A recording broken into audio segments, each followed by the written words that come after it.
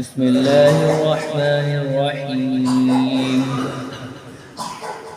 قل اعوذ برب الناس، آپ فرما دیجئے میں پناہ لیتا ہوں لوگوں کے رب کی، مالک الناس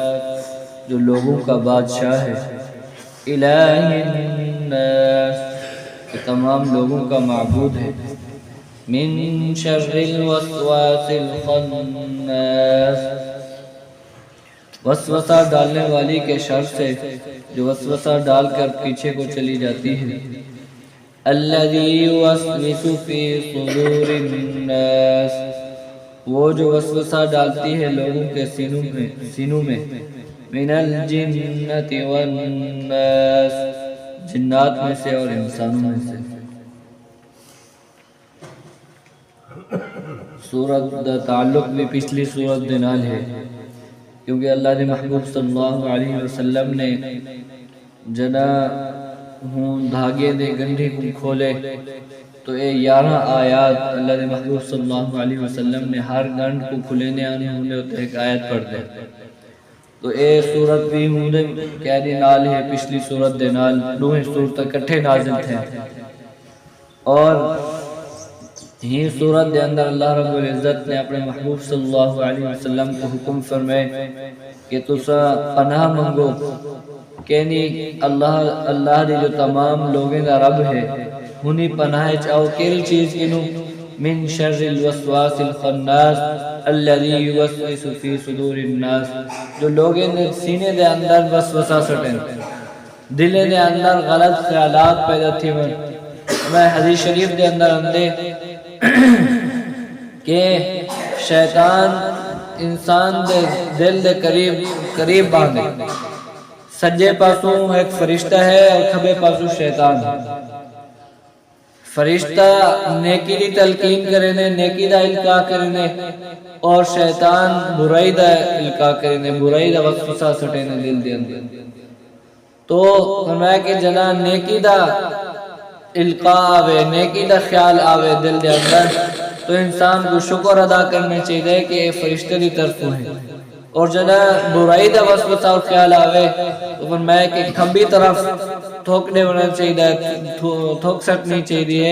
تاکہ یہ خیال والا دوبارہ نہ آوے۔ فرمایا کہ شیطان اتنا ہے کہ حضرت آدم علیہ السلام کی نو پہلے 2000 سال پہلے انہیں دی نسل چلی، 2000 سال پہلے،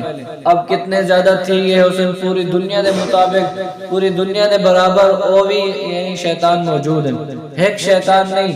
کئی سارے ہوں چیلے موجود ہیں، اور میں کہ شیطان نے سمندر دی سطح دے ہوتے اپنا تخت بچھا ہویا ہے، اب ابلیس جننا ابلیس ونڈا شیطان او ہر روزانہ ڈیوٹی لے دے کہ تیں فلاں جاتے مرنے، تیں فلاں جاتے فلاں کو گمراہ کرنے، تیں فلاں دلت ایک خیال سٹنے وسوسہ سٹنے، تو یہ ڈیوٹی روزانہ تقسیم تھی ہے،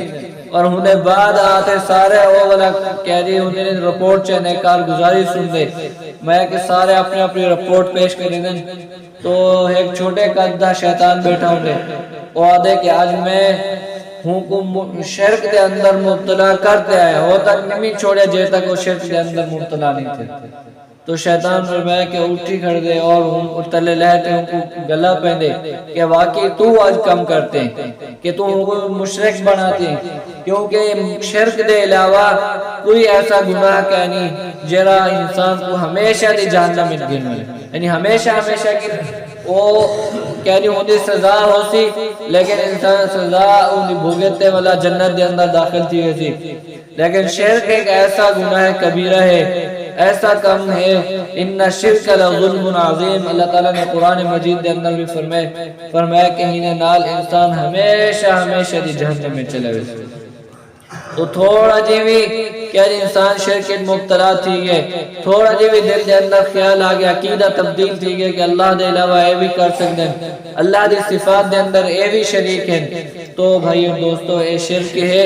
اور کہنی مشرک آدمی کی نہیں بخشش نہیں تھی سکتی۔ تو ہی آیت دے اندر تو فرمایا کہ وہ شیطان وسوسہ سٹے نہ رہے میں دل دے اندر، اور جرا انسان ذکر دے اندر مشغول رہے میں دے انہیں دل ذکر دے اندر مصروف ہونے تو وہ شیطان وسوسہ نہیں سٹ سکتا۔ تو ذکر ایک بطور چوکیداری دے ہے کہ اگر انسان اللہ دے ذکر کے کرے نہ رہے میں دے تو پھر وہ شیطان وسوسہ نہیں سٹ سکتا، برائی دا خیال نہیں پیدا کر سکتا۔ لیکن انسان جنہاں ذکر کنو اللہ کنو غافل تھی نے پھر شیطان اپنا کم شروع کر دینے اور انہیں اندر غلط خیالات غلط وسوسے سٹن شروع کر دینے۔ تو اللہ رب العزت کی دعا ہے کہ اللہ رب العزت شیطان کنو اور انہیں غلط خیالات اور وسوسے کنو پناہ عطا فرمائے۔ من الجنت والناس، جنات اور شیطان انسانے جو فرمایا کہ جنات بھی ایسے ہیں وہ کہنی شیاطین دی صورت دے اندر جنہیں انسان سے دل دے اندر وسوسہ پیدا کرے رہے، اور کچھ لوگ بھی ایسے ہیں جو شیطانی صفت دے اندر چلنے پہ ہونے کہ لوگوں کو گمراہ کرنے کی کوشش کرے دیں، لوگوں کے دل دے اندر کہنی انہیں کو غلط کمی دے اندر لاؤن کی کوشش کرے دیں۔ اے بھی بطور شیطان دی طرح انہیں کی مثال بھی ہوئے کہ جویں شیطان انسان کو گمراہ کرنے کی کوشش کرے دے، نیکی والے رستے تو ہٹاون کی کوشش کرے دے، بعض کچھ ایسے شیطانی صفت انسان میں دنیا دے اندر موجود ہیں پہ ہن بھی ہیں پہ کہ کہہ رہی وہ لوگوں کو نیکی دی بجائے برائی دی طرف کہہ رہی گھنٹے میں دیں، اور انہیں کو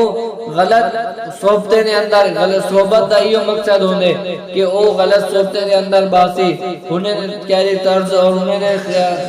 کہہ رہی کمیں کو دیکھتے انسان بھی انہیں دے اندر مبتلا تھی ہوئے، تو اے بھی انسان شیطانی صفات دے اندر مصروف ہے۔